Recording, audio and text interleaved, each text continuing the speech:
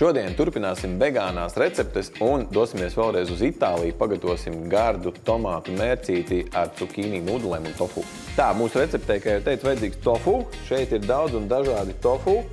Mums šoreiz noderēs neitrālais, jo mēs viņu marinēsim paši.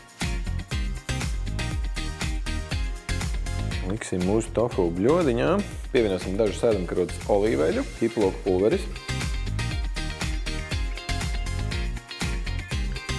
Tā, tālāk notīrīsim, sasmalcināsim ķiplokus.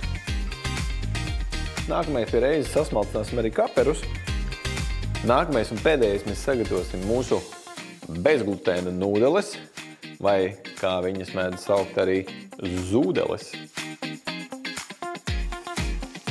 Olīveļu pannā, apcepsim ķiplociņus.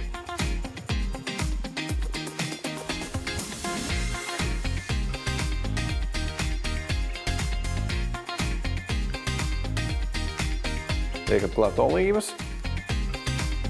viena maza saujiņa oregano. Nākamais man šeit ir tomāti savā sulā, kas ir jau sakapāti.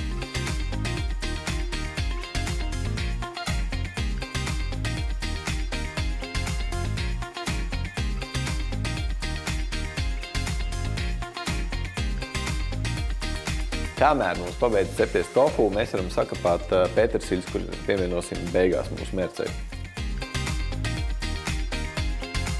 Pēdējais, kas atlicis, izsildīsim mūsu mērcē mūsu cukīnī nūdeles un pievienosim tofu.